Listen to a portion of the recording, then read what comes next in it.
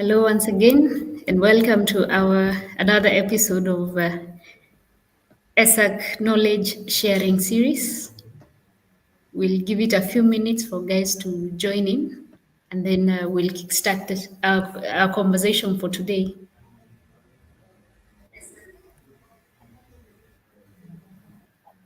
See, guys are coming in. Remember, we're live on LinkedIn, we're live on Twitter, and we're also live on YouTube as well.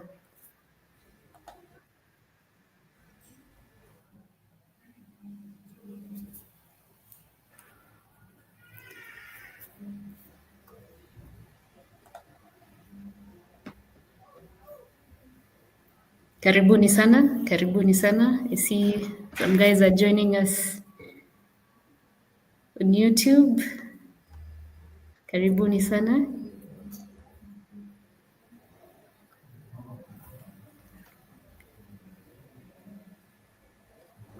Welcome, welcome. So I think we can start it off. Again, my name is Penina with the Electricity Sector Association of Kenya.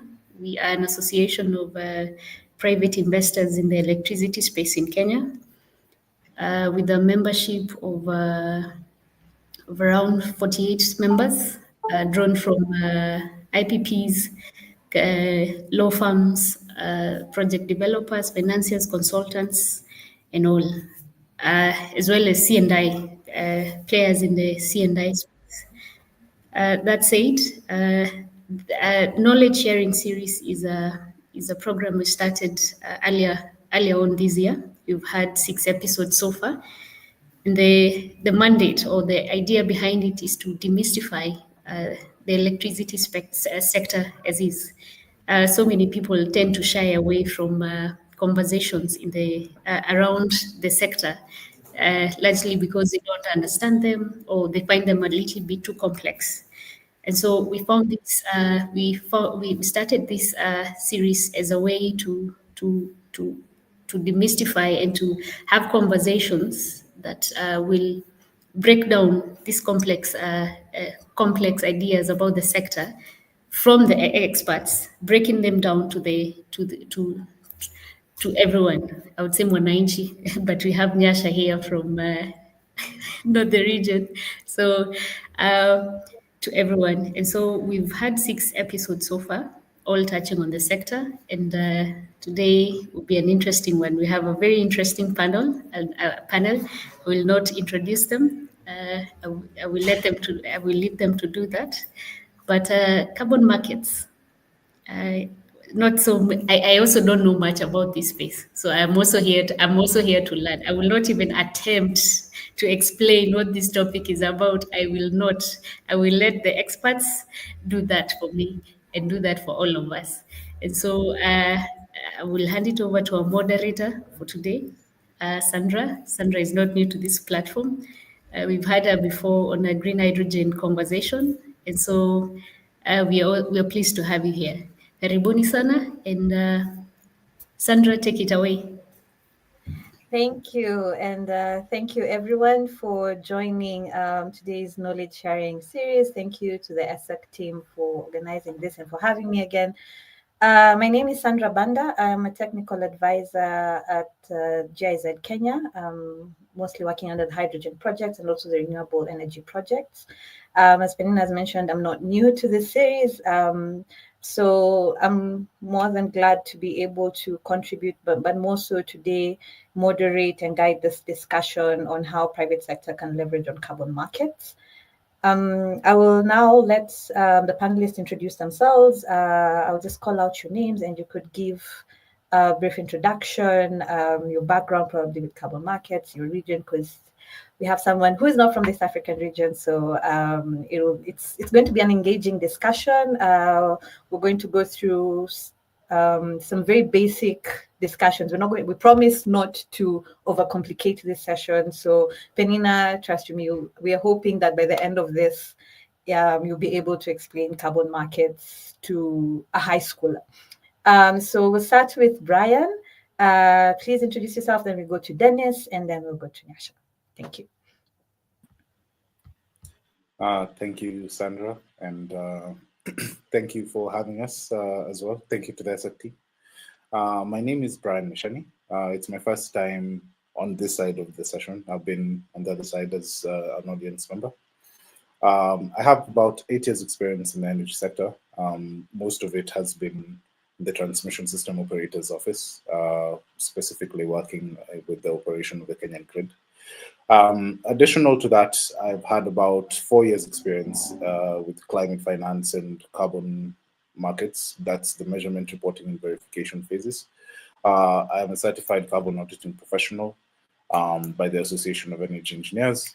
I also have IPCC certifications. I've had experience with the carbon project lifecycle development. So you're looking at Verra, Gold Standard, and Bureau in across the region. So you look at DRC, Kenya, and Uganda. So yeah, I'm very, very happy to be here. That is quite a CV. Thank you, Brian. Dennis?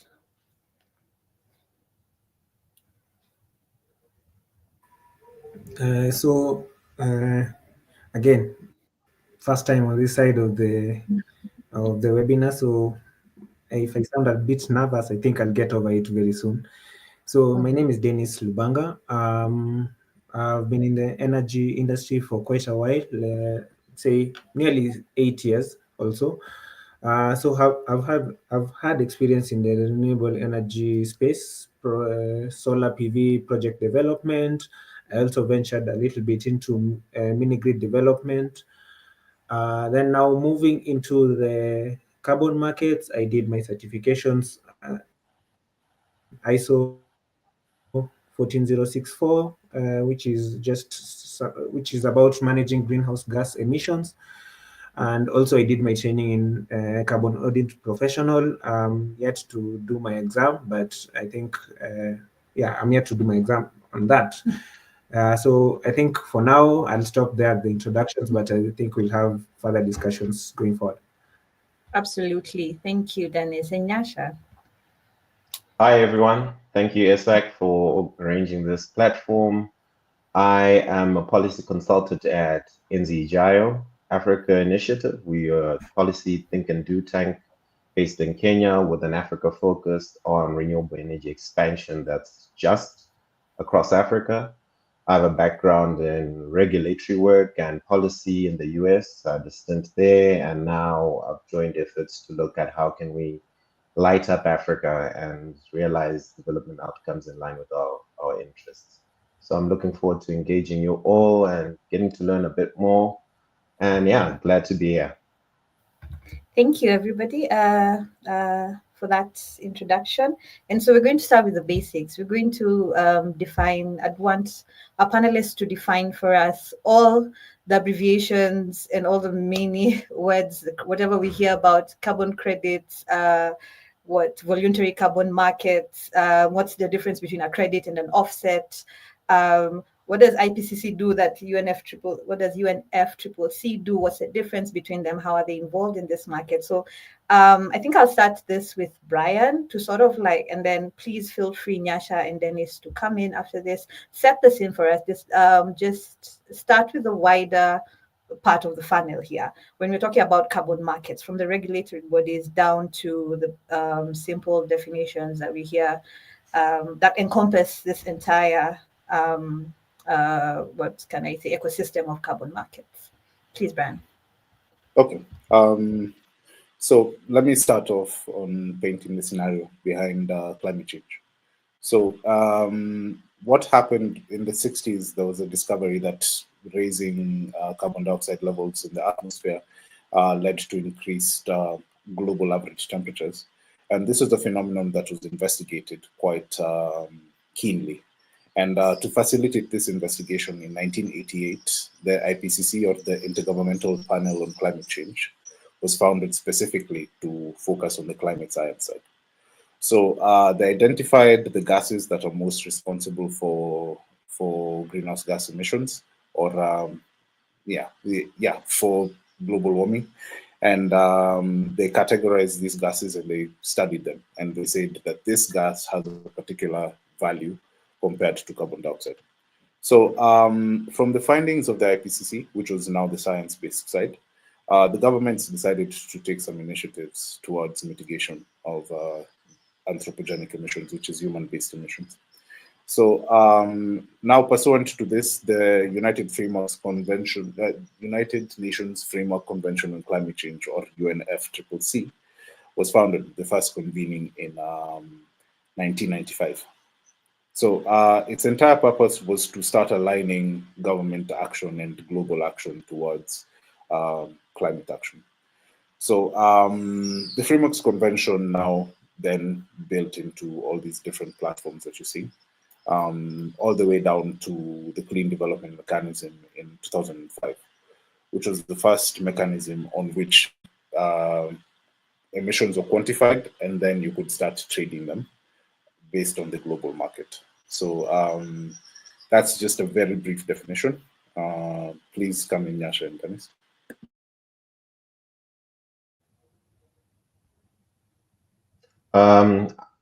With respect to carbon credits, carbon markets, and offsetting, carbon credits are tradable certificates.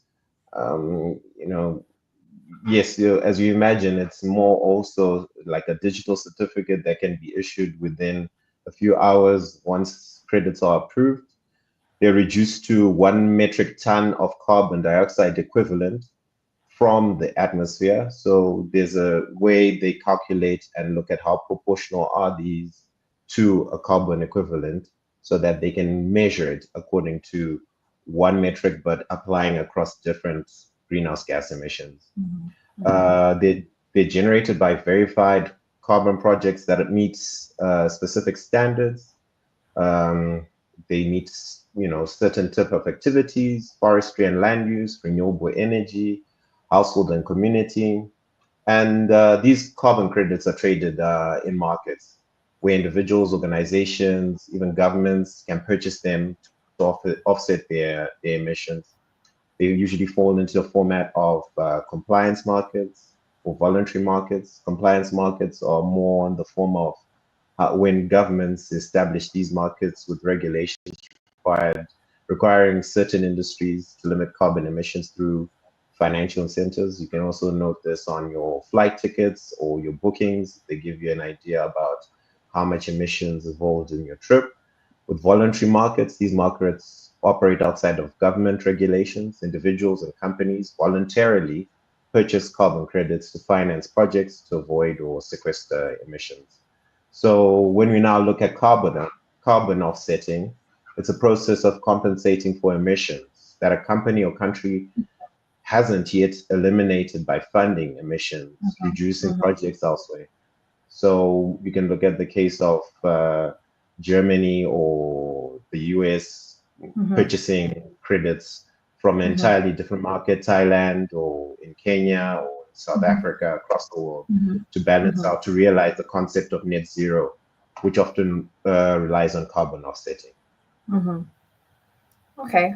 Thank you for that. And so then it comes to you, Dennis. So Brian has given us the bodies that were involved, the history behind, and Nyasha has been able to tell us like the difference between the compliance markets and the voluntary markets, what's a credit, what's an offset. Then now we come to the verification bodies. What is a verification bodies? What is a verification body? What is their mandate? What is their role in the entire carbon market scenario? Are they the ones who are involved in the demand and supply of this issuance of credits and stuff like that? So, Dennis.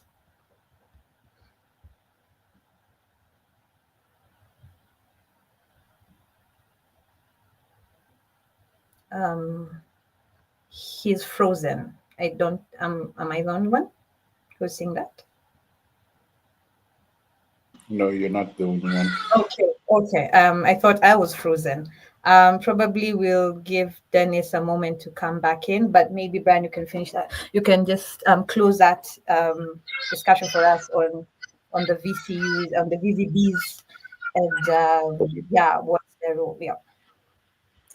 So, Dennis, sorry. I just want to check if Dennis is back and Hi. able to speak. Okay. Yes. Yeah, I think I'm back. I'm You sorry are. for the You are. slight network hiccup. As per what Sanders just said, I'll talk a little bit about the credit. So to participate in this market, you have to have your credit has to be verified. There are a couple of bodies that do that, but the most I'll mention 4 of them, which are quite they're quite known in the sector. So there is Vera, and which also informs the what is called the VCUs. If someone has ever heard of that, that is just verified carbon units, because if you have a project and according to you, this unit is you have this amount of carbon that is being either reduced or removed from the atmosphere, someone has to verify that that carbon is actually 1 unit. So there are these bodies that do that, where they have Vera, there's Vera, there is also Gold Standard and Plan Vivo. I'm sure there are very many of them, but those are among the ones that are quite known. So they are responsible. These are mostly the VVBs, and they are responsible for verifying and validating the units, carbon units. So you have a project. These bodies they are verified by these organizations, and then now you are able to trade on them, because you cannot trade if they are not certified to be traded upon. So this is the work of these bodies. Yes. Okay.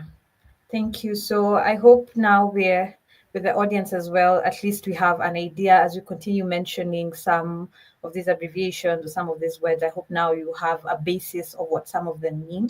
So just to continue scene setting, this discussion is based on Article 6 of the Paris Agreement, which is basically focused on mechanisms that allowed countries to collaborate to be able to achieve their NDCs. Using some like cooperative approaches, being able to trade amongst each other amongst different countries.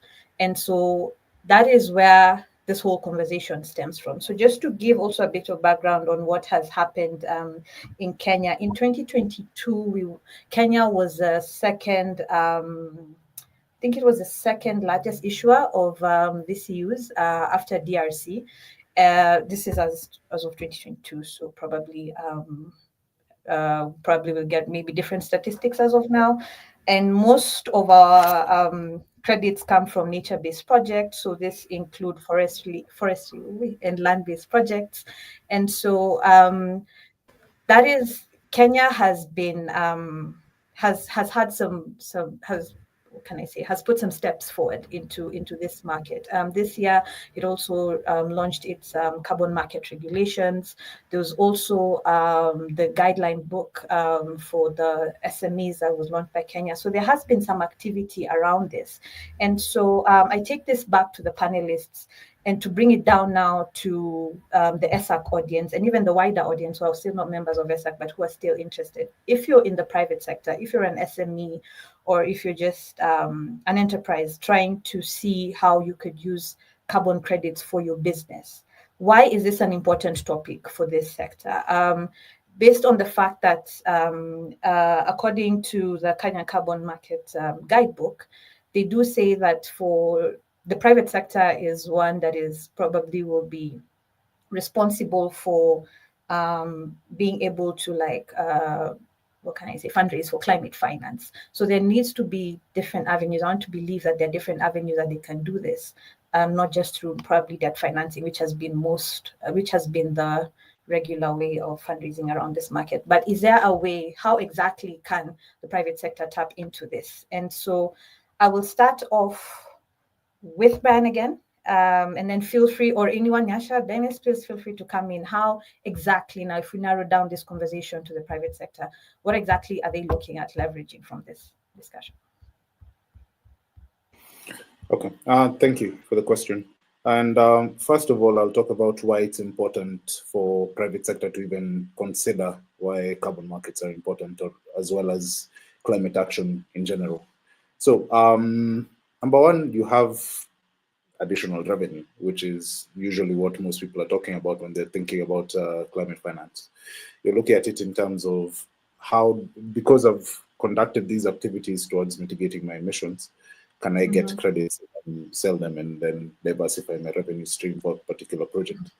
And to do that, what you have to do is demonstrate 3 points, which are called additionality points, basically. You need to show that the project is additional in terms of the emissions, in that when you've performed a certain project, it's going over and above whatever you would ordinarily do.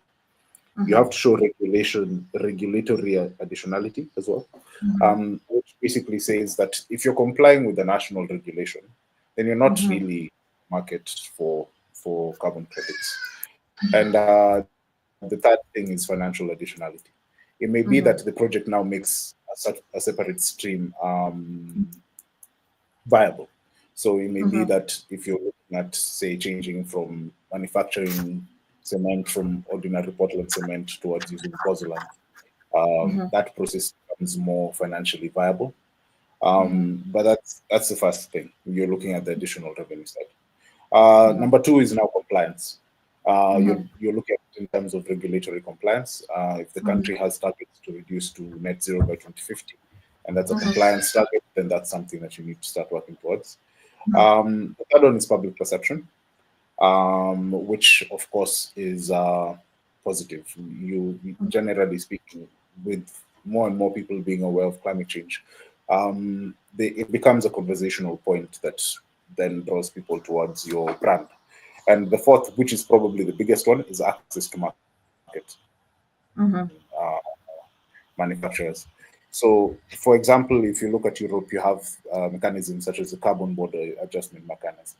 And in that mechanism, you will receive a tax if your emissions are above a certain level per good. And basically, it's based off the emissivity of your manufacturing process. So you mitigating your emissions means that you get access to that market in a competitive price. And also means that, generally speaking, you're not going to face all these different caveats towards the access to the market that might be the most beneficial to you.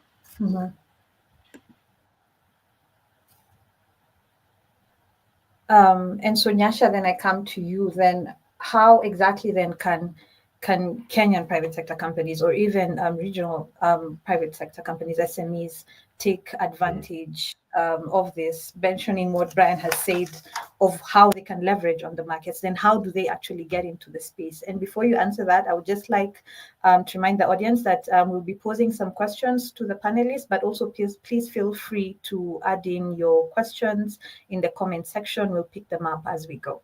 Nyasha, please. Thank you, Sandra. With a pathway to sort of participating in the market, it's I think just to sort of reiterate what Brian has said is that this is the path that the world is going, and it's important that organizations on the continent and in Kenya are aware of the drive around climate issues. You know, just being able to be aware of the implications or the impact of your business or your value chain on the environment empowers you to be able to adapt to the world that's coming. We're witnessing an unprecedented level of change that's going to be unfolding on the continent, rolling out of energy projects, a whole lot of more money. We're going to have a booming young population in 2050. So we need to be prepared for that world. And the pathway for organizations in Kenya to look at exploring carbon markets first starts off with an internal assessment, being able to identify potential activities that could generate carbon credits. This might involve switching to renewable energy sources for your operations or implementing energy efficiency measures. Once you've identified potential activities, the next crucial step is a feasibility study. This involves a deep dive into the technical and feasibility, legal, and organizational aspects of the potential projects. On the technical side, you'll need to establish a baseline for your emissions and estimate the potential for emission reductions and removals. Financially, you want the projects you want to project the costs and potential revenues from carbon credits. And I think the financial component is something quite important to consider, because the steps before you realize revenue from the project, from selling your credits, requires a really thorough process and strong follow through and some strategic thinking to it. Finally, you need to evaluate your internal capacity to manage the carbon project, or consider partner with external experts. Yeah. And then you now proceed to selecting the right carbon credit standard and methodology. It's crucial. This decision will influence the project registration, monitoring, and the market you can access. Factors to consider include project type, standard requirements, the availability of suitable methodologies, costs, and lead times. I think the lead time aspect is something worth considering. I think the minimum lead time for being registered is, I think, 6 months. I understand, to be corrected, but that's some time before you realize some income or registration for your credits. So it requires careful planning. Options to explore include forward purchasing agreements, equity financing, debt financing, and grants from development finances. By following these steps and referring to helpful resources, there's also the guidebook that came out recently, a carbon market guide for Kenyan enterprises, which is quite insightful in laying out the picture. But currently, we also have Article 6 up for discussion, and the markets around carbon credits has been around for a while, as Brian had mentioned. From 2005, that's when it took the next stage, where there was an understanding of how to measure. So we've had close to 3 decades since the Kyoto Protocol, when carbon credits were introduced. So this is a mature market, but at the same time, it's also being about realistic about the amount of money you could get, and also the value that certain projects command in terms of carbon credits, and also the location of those. So integrity and transparency is some of the key aspects to these projects. Absolutely. And I think that has been alluded a lot also in different COP meetings. And so maybe, Nyasha, given that you're from Zimbabwe, what is happening on that side? Or not just Zimbabwe, but also the SADC region. What has been happening in that space? What has advanced so far? Which countries sort of like building their carbon markets?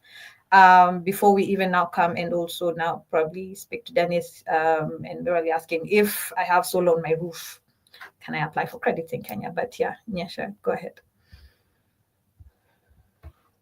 Sure. Thank you, Sandra. In the case with Zimbabwe, one fascinating aspect about the carbon credit market, you'll find that a lot of projects are within the South and Eastern region, with strong participation from South Africa, Zambia, Namibia, Tanzania, Kenya, and there's a case where I think 90% of some of the credits emanated from Zimbabwe at some point. And with Zimbabwe and Tanzania, there's been recent introduction of regulations mandating a significant portion of carbon credit revenue to be shared with the government. And that's sparked some debates and raised some concerns about disincentivizing private sector investment in carbon projects. South Africa, there's also been it's been an interesting case study. It's implemented a carbon tax and is actively developing its voluntary carbon market, collaborating with platforms like Expansive to facilitate carbon market trading. This demonstrates a proactive approach to leveraging carbon market mechanisms for climate action. And you can also find resources online that talk about state nations stepping up and being at the forefront of initially regulating these markets, so that they can create a conducive environment for before the takeoff of credit markets. Okay, thank you. Dennis, so when we look at the Kenyan market, especially what Penina mentioned, the members who encompass ESSA, some of them are developers, the manufacturing industry, IPPs. If, let's say we take the C&I market, and most of C&I market have developed their own captive generation solar plants on their roofs. Can they apply for a carbon credit? If I have, say, a 200 kilowatt, 300 kilowatt system, am I relevant to get into the carbon markets, let alone, of course, you've seen the forestry, but if you're looking from the industrial perspective, is that a conversation locally?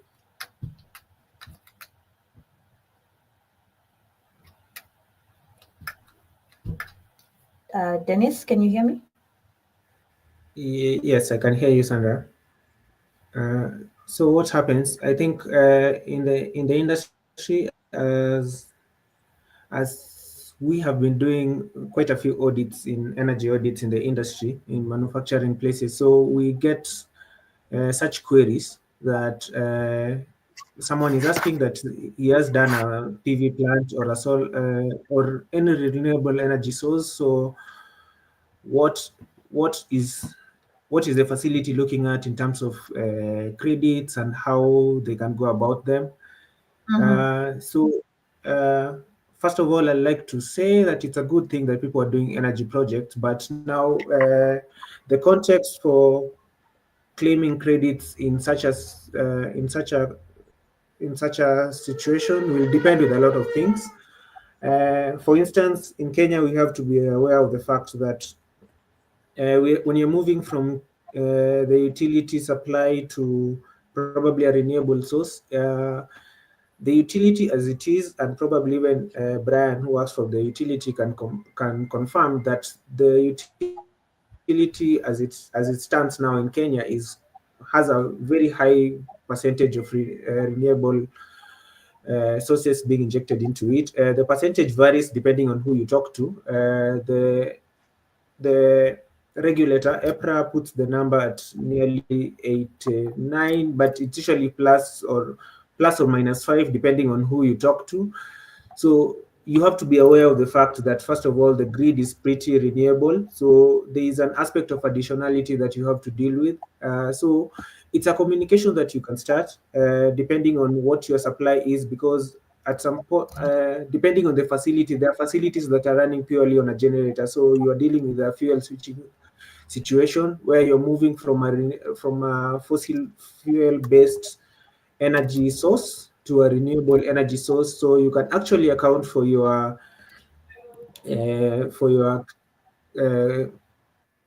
carbon credit contribution, but it's on a case-by-case basis. So it's basically in good light that a facility like that should seek to engage a professional in the sector. I have to mention that there are a few people around that are quite conversant. So there are people who talk about not having local talent in the carbon markets and accounting space, but from the panel, I might add, and even a few people out there, there are people locally, there's local talent to do that. So you should engage someone so that you can analyze the situation by case basis, basically. So it is a conversation that you should start, but you should also just have someone technical who knows about the carbon markets just to come and help you analyze it and see how you can go about it. So it's a good thing that people are going to renewable energy, but and they can account for the carbon credits. They just have to get someone who's technical enough to give them sound advice. Okay.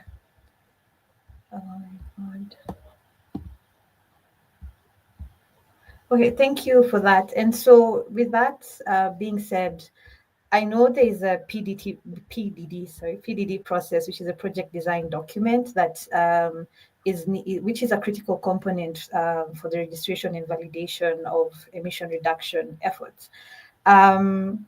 what exactly is involved in a PD, in the document itself? What does it outline? What are the steps to be followed? Because I believe with that scenario where you've said, Dennis, and probably given that you and Brian have both are certified carbon auditing professionals, or you've done that professional course, what exactly does one need to prepare? Does one need to look out for or be conscious of when developing a PDD so they can submit it for validation? Either of you could jump in. I think I'll mention. Hello. Oh, sorry. I will start by mentioning, but that what happens is, I'm sure most of you are aware of the different scope of emissions. So this usually happens. I'll give an example of a client that you're engaging in currently Allow that me to asked a us bit. to perform an energy audit. No, we're not aware of the sorry. emissions. We're not aware. Can you please summarize what you mean by the scope emissions? I am not aware. That's okay. That's okay. Sorry, forceful habit. Sometimes I think it's okay. I'll just set the record straight. First of all, when you're dealing with emissions, you have to be aware that there's scope 1, scope 2, and scope 3 emissions. Most of the accounting is done around scope 1 and scope 2. Just to explain a little bit for people who are not quite aware of the scopes, scope 1s are emissions that are directly based on activities of the facility. Say you have a generator, you're running a generator, you're burning diesel, so the contribution for that diesel generator, those are scope 1 emissions. Then scope 2 are emissions that they are a little bit indirect. They're indirect emissions, not a little bit indirect, but they are like you are buying electricity from even the utility. So they are indirect emissions in that way, because the emissions that are concerned in giving you that electricity. So it's not necessarily based on your activities, but it's emissions that are there due to you purchasing electricity from someone else.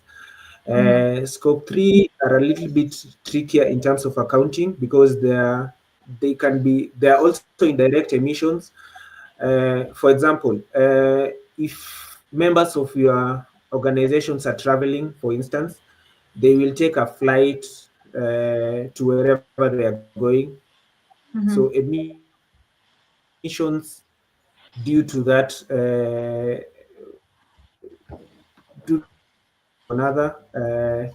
they are scope 3 emissions. But as you can see, you are not really as much in control of them. So in terms of accounting for those particular emissions, it's usually a little bit tricky. I'm not saying it cannot be done, but even in your PDD development, you should indicate that there were some scope 3 emissions. You should just justify why you have not included them, but you should not leave them out altogether. I think, Sandra, you'll advise if I've dealt with the scope issue correctly, and I think from any of the other panelists, if you have something else to elaborate that can even make it clearer, it will be much welcome. I think you have. Maybe Brian, you could then carry on forward. Just briefly explain the PDD documentation process as we now look at probably the regulatory side. And also, just before you speak, I'd just like to thank, I'm seeing questions coming in from Adam. Thank you, Jeremy. I can see some questions. Probably this is George who's asking, and Wilson. Thank you. Please keep them coming. We'll try to also add them into the panelists as they continue speaking. So thank you for the engagement. Brian, the PDD process. Yeah, thank you for the question. Dennis, I believe you adequately covered the item on scope. There's this new scope that's coming up. It's scope 4, which is avoided emissions. Technically, it's also an externality, because because that's basically what scope 3 is. It's an externality. It's someone else's scope 1. Like if your people are taking flights, then the scope 1 emissions belong to the airline. So it may be useful, but whenever you're developing what is called a greenhouse gas inventory, scope 1 and scope 2 are mandatory. Now, when you go into a project design document, there's two main things that you need to state. First of all, you need to describe the process, and then you need to create the metrics for the output. So, for instance, if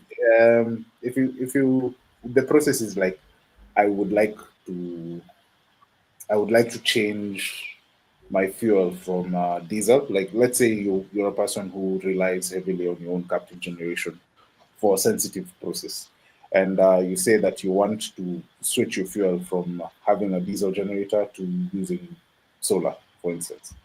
And when the process would be, I would like to switch all my processes from using diesel to using solar energy to power this specific process. And then you detail how you're going to set up the generation to substitute the entire solar cycle. And then now you go, and that's basically the feasibility that Nyasha spoke about earlier. And now you go and find a suitable methodology. So under the VBs that was spoken about earlier, most of them are domiciled on CDM, the Clean Development Mechanism.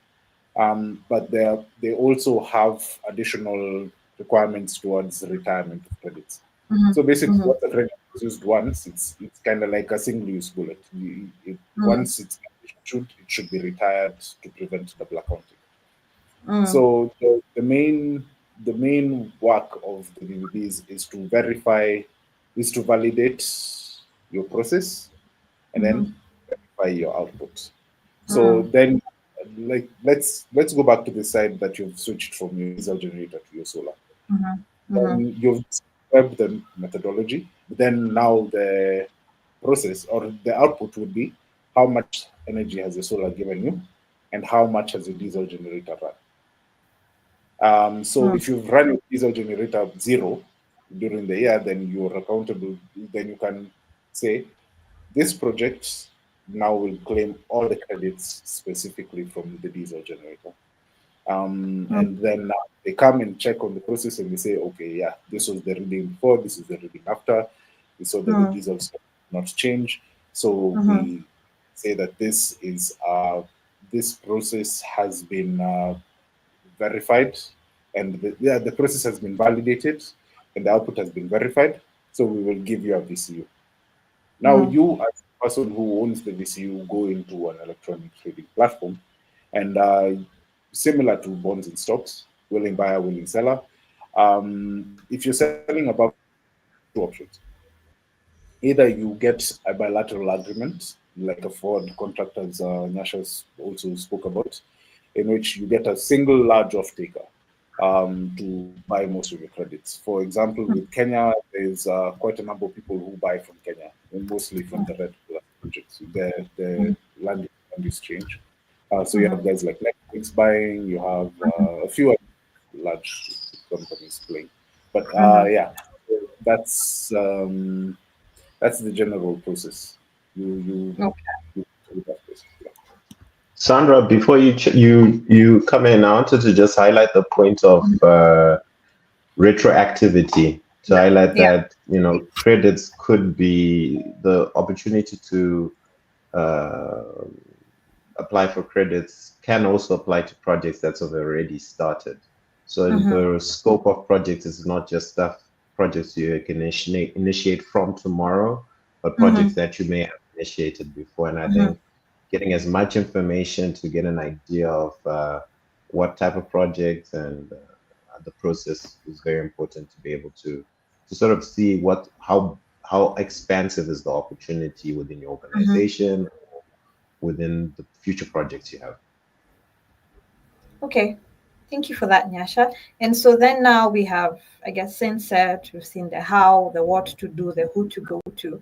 And of course, this needs a sort of like enabling environments. And so which regulations exist? I know, as mentioned earlier, in this year, Kenya released its carbon markets regulations. what mechanisms have been set around to support carbon markets in Kenya? And I will also now add in a question from the comments. I think it was from Catherine. Do we have a carbon registry yet? And as you answer that. Any of you could jump in, whether Nyasha, you want to give us if probably there's regulations or policies in the SADC region, and Brian and Dennis, what is happening in Kenya apart from the regulations, what is existing to support this market?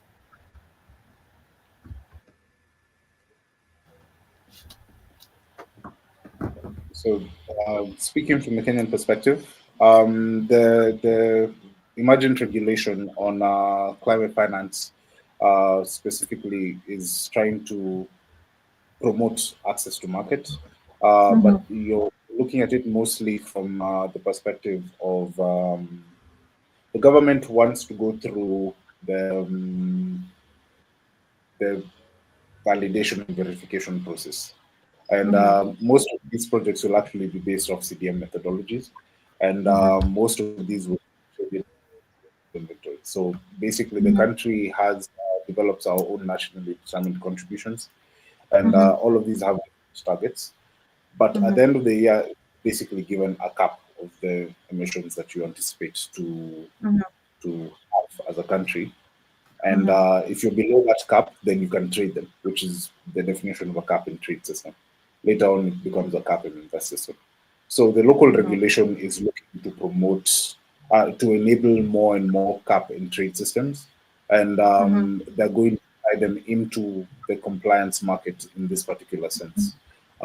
So there's still the opportunity to go through the voluntary markets through going through Verra, CDM, especially for very difficult methodologies. For example, the direct air carbon capture, biochar use for soil capture, and the more established ones such as fuels, straightforward from the government regulation. Some of the newer methodologies are a bit more difficult. Thank you for that, Brian. Nyasha, anything on the SADC region? What's happening in terms of regulations on that side to support the market? Primarily, most of the regions are catching up and seeing an active effort from governments to put in place the regulations to look at how projects are registered, the processes, setting in place departments and frameworks to be able to establish how they're traded. And as I mentioned earlier, this is a topic that's hotly being discussed at COP29 about transparency and integrity. And there's a global push to look at on making sure that countries have a lot more power in setting the terms in which credits are traded and the projects that are approved, so that the benefit of these projects don't just flow to consultants or people or the assessments of projects or brokers of these of carbon credits. So there's a big effort to look at how can it be a viable option to look at deploying emission mitigation measures in Africa, around the world, and seeing the benefits for the world. Okay, thank you. Thank you for that, Nelson. I hope that sort of speaks into the expectation you had with this webinar to see where, as a country, we are policy-wise. So I'll also, please, as the audience, please keep on putting in your questions in the comment section. We'll just pick them as we go. And right now, thank you, Venno, again for your question, and I'll just go to it. He asks, how does NCG will affect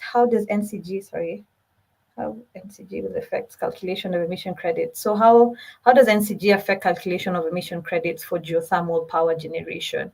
And I believe NCG is if I can recall correctly, the nationally circumscribed goals, if I'm not wrong. From the panelists, how does this affect calculation of emissions for geothermal power generation? Probably given that Brian is a system operator, we will just direct this question solely to you. Well, this is non-condensable gases, actually. Oh, wow. Yeah. So you're looking at it Yeah, specifically. money. So the geothermal process, just to highlight, gets steam from the ground, but the steam also comes up with some gases in it, usually sulfur-based gases. Now, when you're looking at climate change, there's 6 main categories of gases that you're looking at, which is carbon dioxide itself, methane, nitrous oxide, perfluorocarbons, perfluorocarbons, halofluorocarbons, and SF6. So technically, SOx is not considered directly, but it can be a precursor gas. So that's the conversation around the geothermal side. But it's more attributed actually towards the pollution side, which is the acid rain side, as well as hydrogen sulfide, the toxicity levels. You're looking at it more in the pollution range, and there are some gases that are governed by different codes. For example, chlorofluorocarbons, all of them are actually have radiative forcing values, but they're all mandated under the Montreal Accord. So they're not this specifically as tradable gases within the climate change conversation. I hope that answers the question, because the main non-condensable gases that you're looking at are 3. You're looking at SOx, H2S, and carbon dioxide. The carbon dioxide side has to be accounted for, but the rest don't. I'm not quite clear on how exactly it affects then the calculation of emission. So for the calculation, you need to quantify how much from this gas that I have that's non-condensable.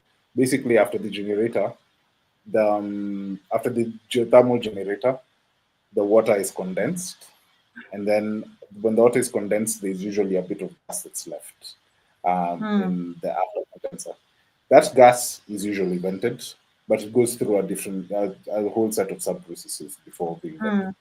So you can do a composition structure of the gas and find out how much carbon dioxide is in this gas. And that carbon dioxide will be added onto that geothermal generator. So you can say that if I mitigate the carbon dioxide emissions from this specific generator, you know exactly how emissive this plant is per megawatt or per megawatt hour. So you get the information, and then now you try extrapolating to that. For the rest of the non-condensable gases, you don't really need to evaluate the structure of the gas. Either they're handled by different things, or they're not precursor gases, or they're not directly responsible for climate change. Okay. I hope I've answered the question without being overly technical. I think you have. I think you've simplified it enough. And again, there's another question that was given by the audience, and it goes back to C&I. So I'll direct this to Dennis, but feel free to the rest of the panelists to join in. Is there room for aggregation of the smaller projects, small C&I, to improve the cost of return balance in claiming credits? And there's a follow-up to that question: are C&I companies aware of the cost benefit of claiming credits on small C&I projects? Dennis, do you want to take that on?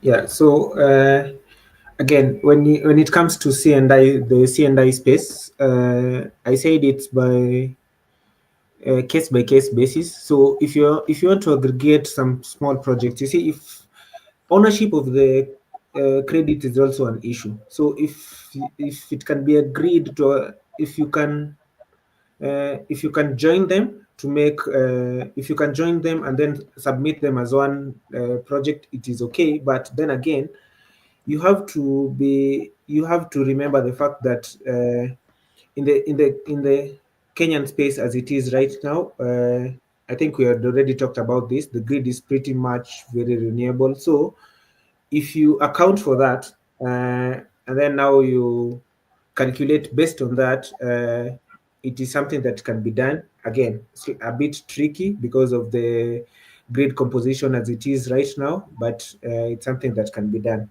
So that's when you mentioned about claiming for smaller projects. It is something that is there. I just proving additionality is what will become a challenge for that particular place, for the C&I space, but it's something that can be done. Okay. Thank you, Adam, for your question on that.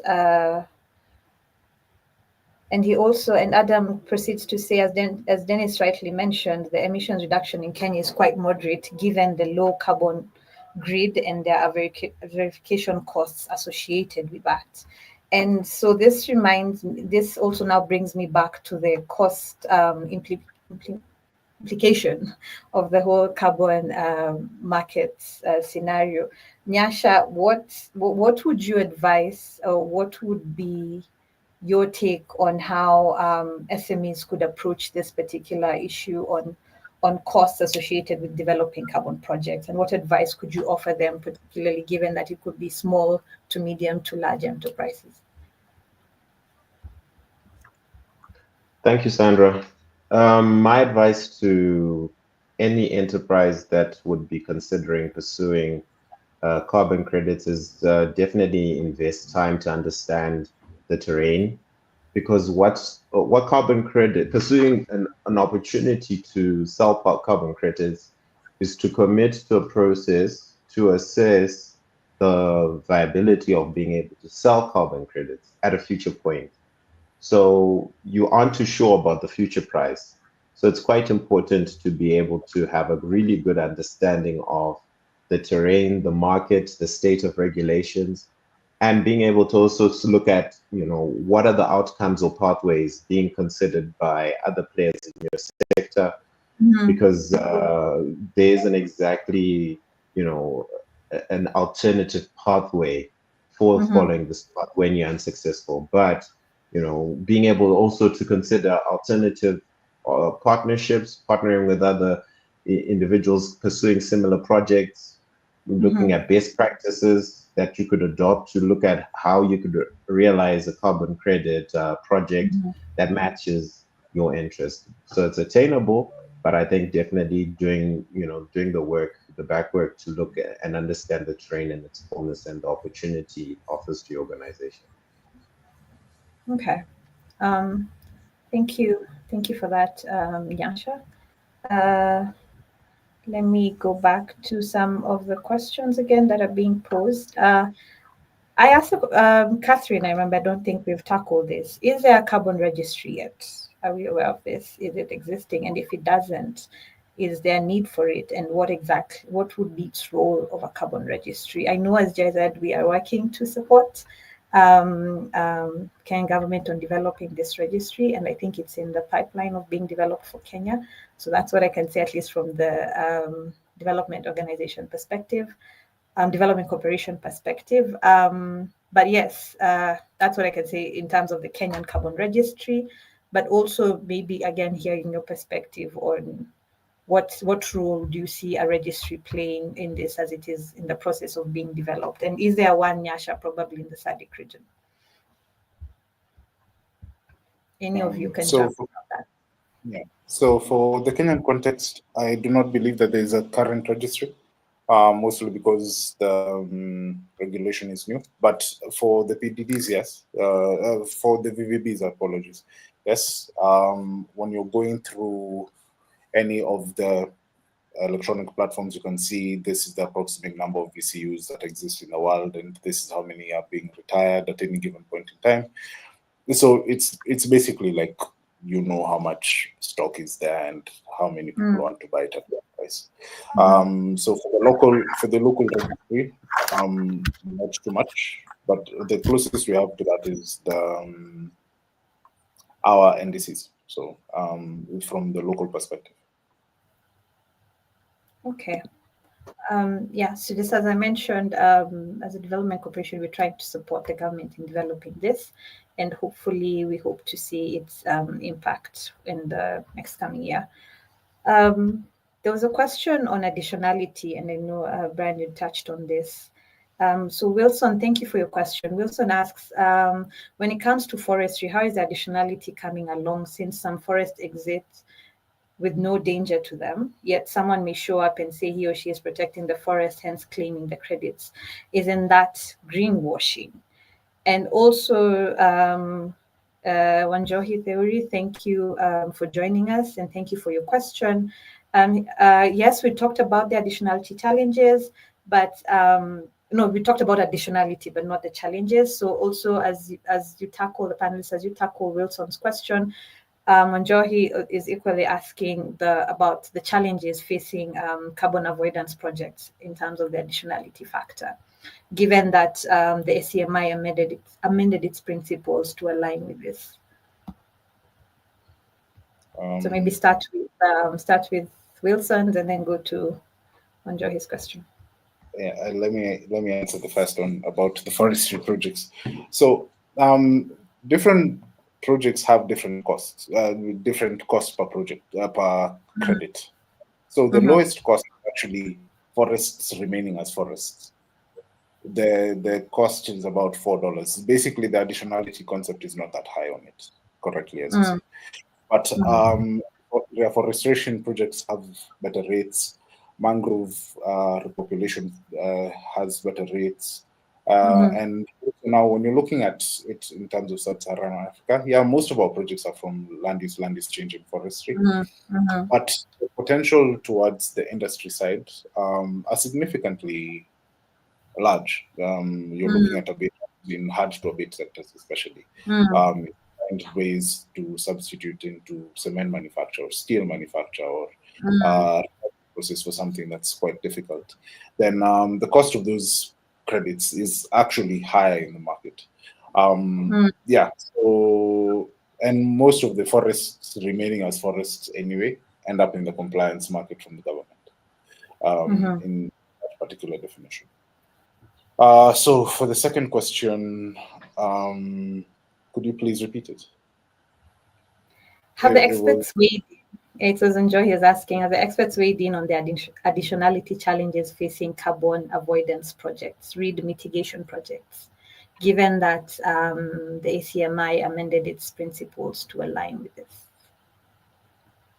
There's quite a number of challenges with that. Specifically, most of them just regard funding and transparency. Nyasha touched on transparency earlier when we were talking about the fact that it's being spoken about now, and also there's all these different sources of funding that should exist, such as what should be in the GCF or Green Climate Fund, as well as the future CQG, what's being spoken about now at COP, the entire financing aspect of mitigation processes as well as adaptation. So the finance, of course, is a massive component. Not every project will be financially viable. There's some projects, truthfully, that you'll just sink money in. And the finance that you get back from the climate finance perspective may not necessarily be worth it. As well as our access to some of the green bonds and all those different aspects might end up being quite difficult, despite the fact that the rate is meant to be much better than the government rate. And now after that, transparency side, where either there's pretty low transparency, double counting, and all those different aspects, but also the knowledge isn't very high on this particular area. When personally, my motivation to get into this particular area was exactly that, the fact that there was a lot of opaqueness from my understanding of the climate finance process. So I've answered your question, but in slightly roundabout method. No, I think you've done a good job at that. And even Andrew asked as well, and thank you, Andrew, for your question on transparency. It's still being a challenge, including price transparency. Of course, you've mentioned about capacity building. That could be one way to be able to address it. Apart from capacity building, are there any activities that you're aware of, Nyasha, Dennis, that you could say are helping to address the issue on transparency?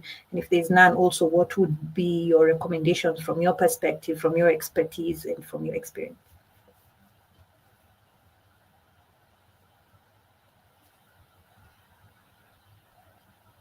Dennis, Nyasha?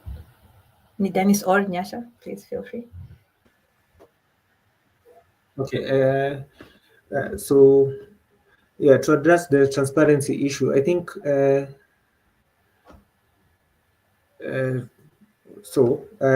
what happens is, you see, when it comes to dealing with additionality and the transparency issues,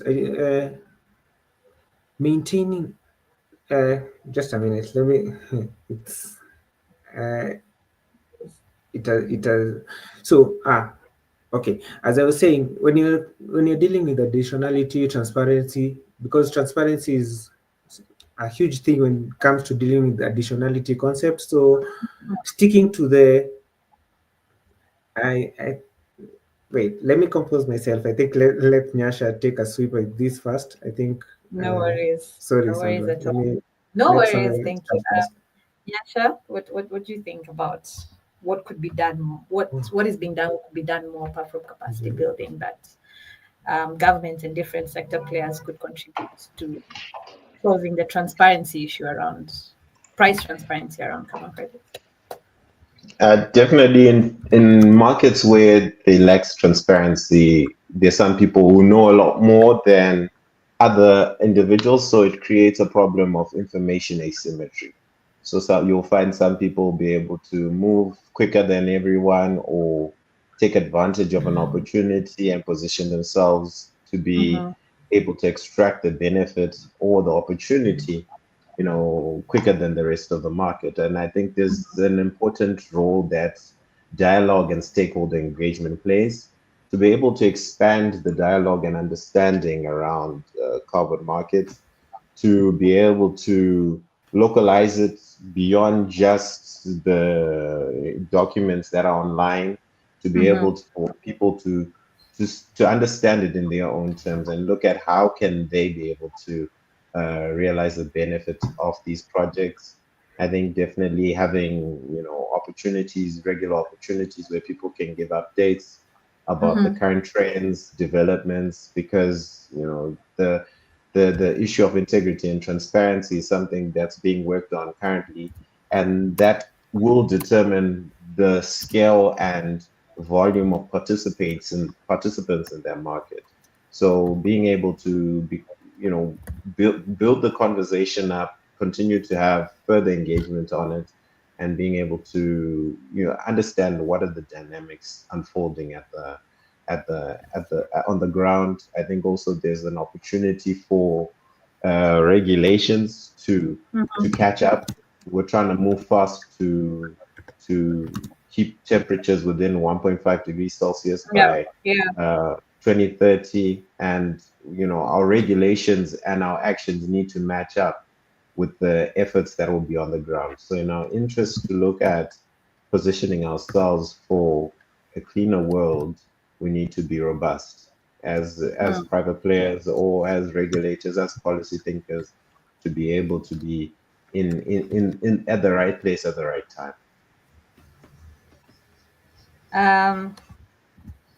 Okay, thanks for that, Nyasha. It's interesting that you mentioned about the 1.5. I think it's last year recorded. I think it reached almost 1.45. So our efforts do truly need to align with this. So let me go back to the questions. There's a question from Catherine. Thank you, Catherine, for your question. Going back to Brian's example of the hybrid and diesel solar power plant, must the use of diesel be completely substituted for the CO2 savings, or CO2 reductions from less use of the diesel sufficient? I'll let Dennis start with this, and then maybe Brian, you could come in.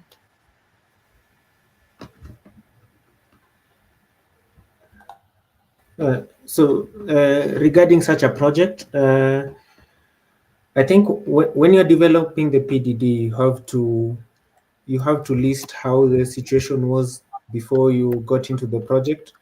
So anything that happens to the project, even if it reduces the carbon contribution from, say, from any level, let's say, if you're using the generator for 100 hours, and then now after you implement your project, now you're using it for 20 hours, it means there's an 80% reduction in your carbon contribution, in your CO2 emission contributions.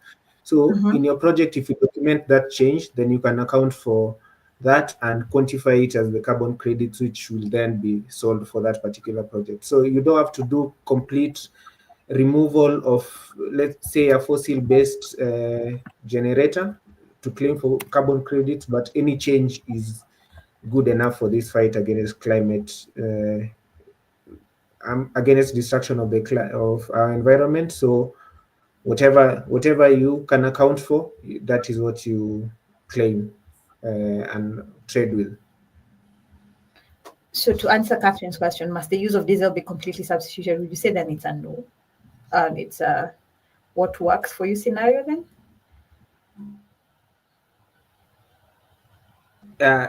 Yes, yes, because there are circumstances where, for instance, just from where the ESS market is at the moment. By ESS, I mean energy storage, battery energy storages.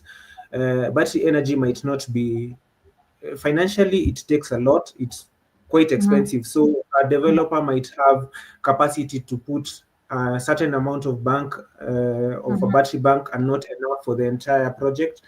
So that means rather than reducing the diesel use completely, he might have to offset it to a little, say 80 or 80% or even 20%. So whatever you have reduced on the fossil-based generator, that is what you account for. So you claim for credits for what you have done, and it's not like a binary situation where it has to be zero or all of it. So you just account for whatever you have done. So yes, you can substitute the diesel to a fraction, to a percentage. So, thanks for that, Dennis. Then there's an interesting question from Jeremy. Jeremy Omari, thanks, Jeremy. Is solid waste life cycle management as a form of fuel switching from local biomass use part of the carbon credit contributions? I open this up to any of the panelists. If I may chime in. The answer to that is yes. Anything that you talk about in terms of fuel switch will be applicable most of the time, actually, to gold standard methodologies. You'd need to find out the exact methodology, but yes, it would be applicable. So basically, it directly applies as long as you're reducing unsustainable biomass use, or you're doing a fuel switch, or all those different things. Yeah, and also based off the same, it kind of also touches on the question that Theuri asked, which was on the transparency issue. One of the biggest issues that existed with credibility and transparency was the double accounting that took place that almost messed up the entire process in 2012. And that was a CDM failure, largely. And the VVBs were created largely to address some of these problems, in that the credits weren't being retired after a single trade, and all these different things were happening. So you find that one credit could account for basically like 3 different points in the life cycle assessment, and would basically do the work of 3 or 4 or whatever number before it's retired, which now was one of the biggest challenges towards the transparency and the credibility of the entire carbon markets. So the VVBs became additional as well to CDM. They were based off CDM, but they took additional measures to increase the transparency and prevent greenwashing, in short.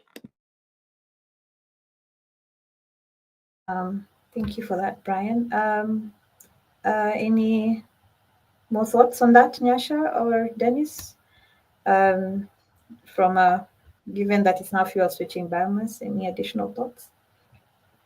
I think I just wanted to add, there was a question on pricing, and I think there's an opportunity to sort of illuminate on what have prices been like, and what have the sort of the high prices, high prices kind of draw people into a market, but what we do see, in the numbers is that transport between projects that are in the agriculture sector, forestry, land use, household and community, waste management, industry and commercial, renewable energy and transport, their average prices range between $9 and $1 per credit, with agriculture commanding the highest price for carbon credits, with the previous high of 24, with transport commanding a price of $1 a credit, which is at its all-time high. So that is sort of making up a bit of the profile of average global prices of credits. Renewable energy has had a average high global price of $10 a credit, and now it's standing around $2 a credit. So yeah, there's a lot of variability in the prices, and yeah, it's gonna be adapting and changing to the profile of the projects, the characteristics of it, and also developments on the global regulatory scene. Okay. Great. Thank you. So I think I'll pick the last question. I think was from Wawero. Considering that a large part of our energy generated is renewable, it would stand to reason that Kenya would not be, quote unquote, a client for carbon credits. So if we were to generate carbon credits, where can they retire them? I want to believe that the global south, the carbon credits that are generated from Kenya or the global south don't tend to fetch much. So there's low additionality or credibility to this. So I believe where we can retire them. Anyone in the audience has a response to that, given the status? Yeah, so specifically, yes, because the grid is very green, there's now, speaking to the manufacturing side, there's the aspect of grid reliability versus cost of conserved energy to the manufacturers. So some of the processes, for instance, there's some mattress manufacturers actually switch off the grid and use their own diesel generators for that specific process. And with such an avenue, you would actually find significant credits that can be generated from such a fuel switch alternative. However, when you're talking about grid-tied energy, there's pretty low use case in terms of if you're trying to sell the credits to fully offset the emissions from a certain source, then specifically in terms of fuel switch, that might not necessarily be the case, unless you're talking about downstream use. For downstream fuel use, what you're looking at is the case of, let's say you're using coal for heating and you switch now to electricity, then of course there's significance to that. So there's that particular avenue that there may still be a market for it locally, but yeah, as to where they would be tried depends, because you find that a few of like the local companies have international backers, so they may still need to do the mitigation efforts here, and there would still be some market for the credits that would be generated here. I hope I have answered the question. I believe you have. And so I think we've had quite an intense discussion, and I want to thank you as panelists. So I'm just going to take your last comments, your last thoughts on this. And probably I'll start with Nyasha, because Brian, you've just spoken. So I'll start with Nyasha, and maybe we could end with you. 1 minute, give your thoughts, whether you want to start from the pricing, evolving, or additionality, just your thoughts around the markets, what we can do better as Africa, where can we tap in as a private sector on this as we bring the webinar to a close. I think, thank you, Sandra. I definitely think there's a lot of opportunities available in country and across Africa. And I think we are also going to be witnessing an increase in interregional trade amongst ourselves, a lot of people moving about for work. And there's a whole lot of implications in terms of how, that will have on our environment. And I think small businesses are agile.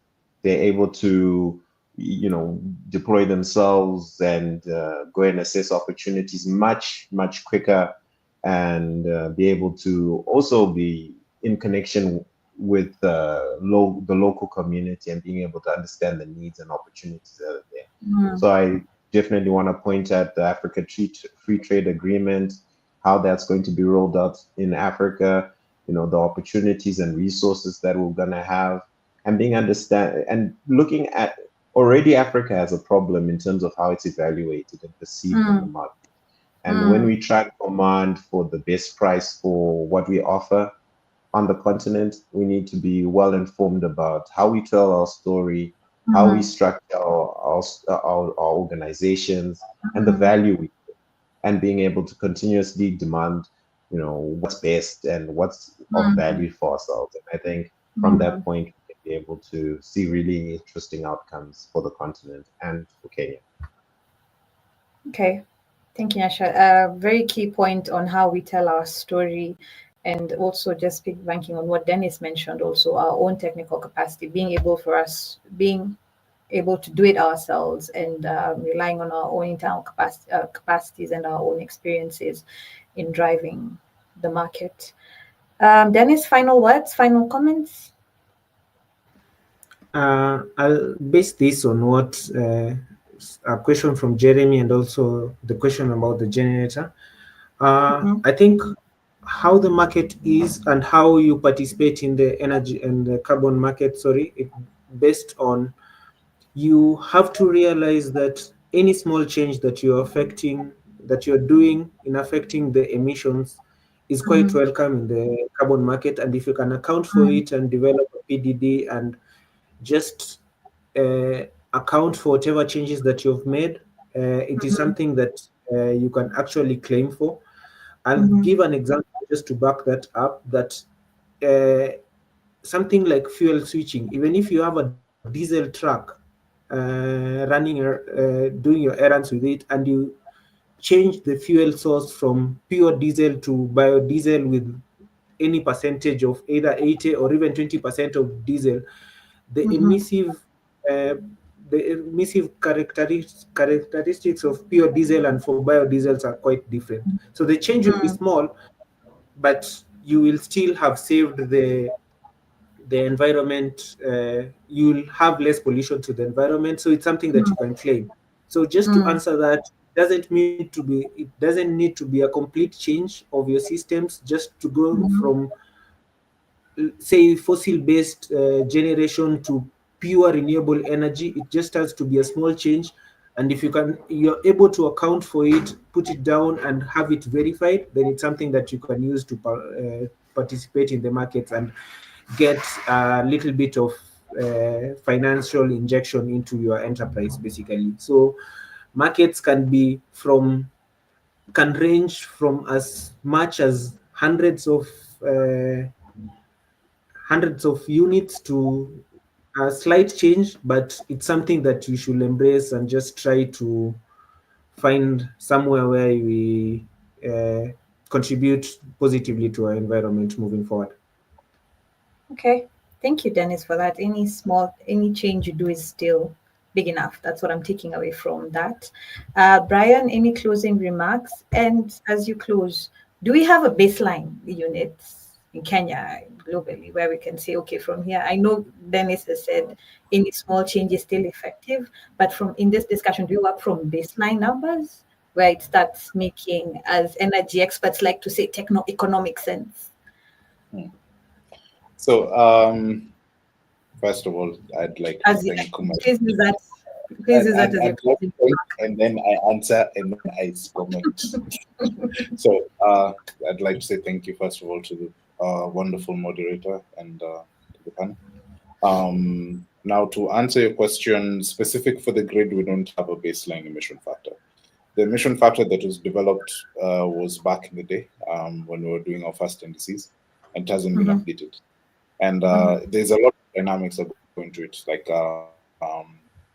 what you'd call dynamic response. When you have a generating plant, it can switch. There's dual fuel cycles and all these different things. There's some heat recovery systems, and there's quite a number of things that would define what the emissions are per kilowatt hour. And that dynamic curve has not been done. So we don't actually have a very accurate grid emission factor. But what we have from the first NDCs is approximately 0.67 tons of CO2 per megawatt hour, which is quite high compared to the fact that the renewable energy mix is 89%. You'd expect it to be under 100, under 0.1 tons per megawatt hour. Simply based off the fact that 89%, 90% of your energy dispatch is from renewable sources. That's just the first thing. The comment that I would like to say is based off something that Nyasha said, which is feasibility and then professionalism and scoping. If you're interested in going through this process, find a person who understands the process. There's a lot of technicalities that would be absolutely a nightmare for most people, SMEs, plus all the way up to the large industries. So find a person who understands them, let them guide you through the process, check on the feasibility, be realistic about the application, about the returns that you expect. And yeah, it may be something that we would have of interest in that time. Thank you. Thank you very much. Thank you, Brian. Thank you, Dennis. Thank you, Nyasha, for your perspectives. Nyasha, for giving us what is happening around the SADC region. Thank you to the audience for your engaging, thought-provoking questions. Thank you for listening in, for taking time to join us on the last ASAC webinar. I've been your host, Sandra, and now I will hand it back to George Eluru, CEO of ASAC. Thank you, everybody. Thank you so much. I'm very grateful for such a wonderful panel that we've had today. I think it has been one of our best, handling a very complex topic, as you've heard from all the acronyms and different definitions and things about measuring and verifying. So asanteni sana, our panelists, and to the audience. This is our last knowledge sharing series of the year. As Penina said at the beginning, we've already done 6, so this is our 6th. We've done one on the Eastern African Power Pool, on net metering, on CNI, on carbon markets today, on green hydrogen, and we also had one on just what is next for the electricity sector in Kenya. So expect that as an association, we'll continue to do this kind of knowledge sharing series. Hopefully every month. So next year we target to have 11 or 12 of such knowledge sharing series. Thank you for the audience who have accompanied us throughout the sessions. We've been achieving upwards of 100 on each and every knowledge sharing series. So really thank you for your attendance as audience. Thanks also to the different moderators that have handled the 6 series that we've done this year, the panelists, and also to Penina at the back room of the studio. We look forward to having you guys again next year. Please just keep a lookout at our socials to figure out which is the next one. And we actually encourage the audience to give us ideas on topical issues that you might want covered within the knowledge sharing series. And you can also propose to us some of the experts you'd want to see in the series to give us information on certain aspects of the electricity or energy sector in general. Thank you so much. That's it from me. Have a good rest of the evening. And yeah, see you again in 2025. Happy holidays in November.